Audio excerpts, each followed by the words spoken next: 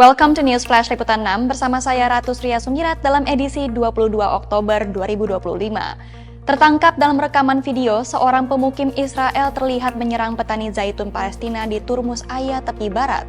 Situasi gencatan senjata antara Hamas dan Israel juga masih terbilang rapuh. Selanjutnya, Jepang resmi mencatat sejarah baru dengan melantik Sanae Takaichi sebagai Perdana Menteri perempuan pertama dalam sejarah negara itu.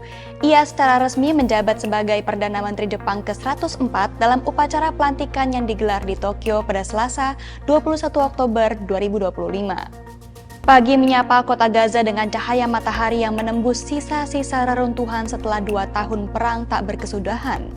Sementara itu di Turmus Aya, tepi barat, ketegangan terus berlanjut saat pemukim Israel menyerang petani zaitun Palestina, membakar pohon, dan mencuri hasil panennya.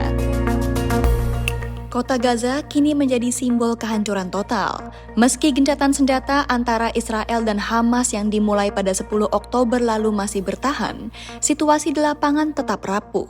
Bentrokan kecil dan saling tuduh pelanggaran terus terjadi di beberapa titik perbatasan. Kedua pihak mengaku tetap berkomitmen terhadap kesepakatan yang diusulkan Amerika Serikat yang memuat tahapan pemusnahan senjata Hamas, penarikan pasukan Israel, serta pembentukan pemerintahan baru di Gaza. Dalam rencana itu juga tercantum pembentukan otoritas internasional untuk mengawasi jalannya pemerintahan pasca perang.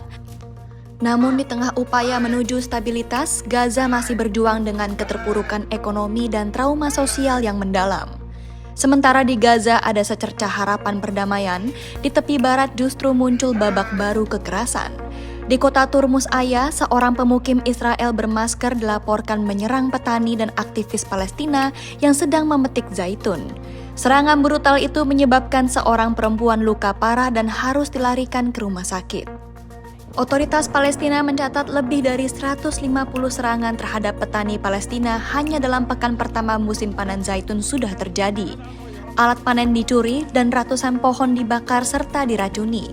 Para pejabat Palestina menuduh kekerasan tersebut dilakukan secara terorganisir, bahkan mendapat dukungan dari pemerintahan ekstremis Israel. Mereka menilai kekerasan meningkat drastis sejak perang Israel-Hamas dimulai.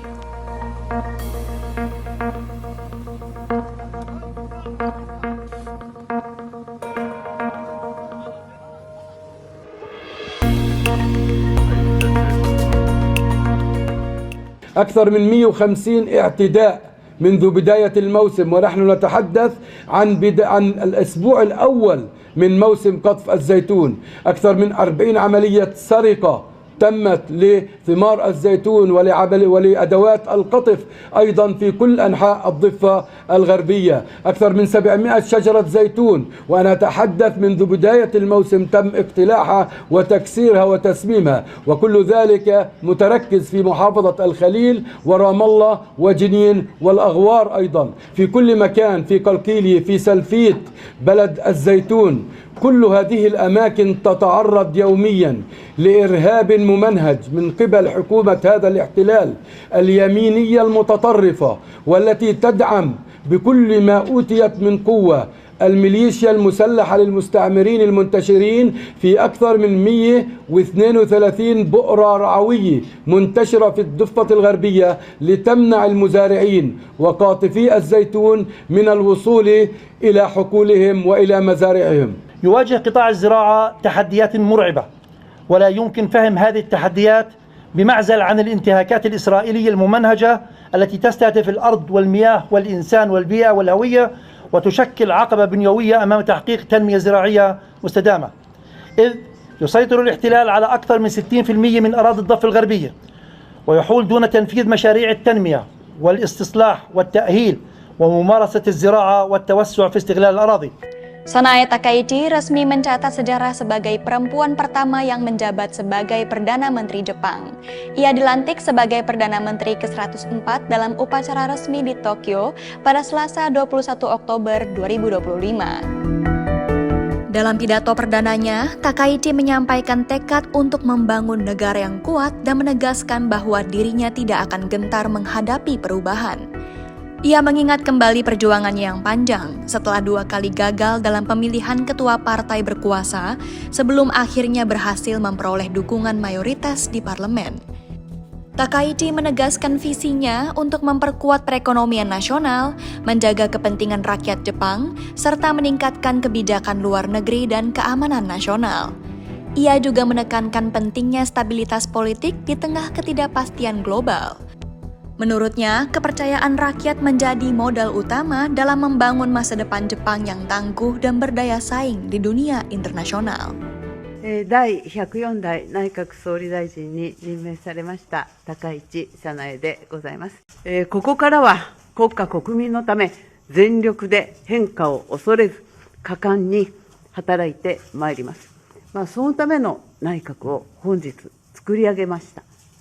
国家国民のため結果を出していく、強い日本を作るため絶対に諦めない、そう決意をいたしております。一度ならずも二度敗れても自民党総裁になることを諦めませんでした。強い日本経済を作り上げ、外交安全保障で日本の国益を守り抜く、私には明確な決意がございました。衆議院、参議院ともに自民党と日本維新の会を合わせても過半数には及ばない。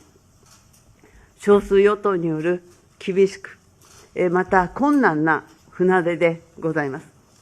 それでも私は諦めません。この内閣は決断と前進の内閣です。Demikian rangkaian berita News Flash Liputan 6 hari ini. Saya Ratu Sria Sumirat pamit undur diri dan sampai jumpa.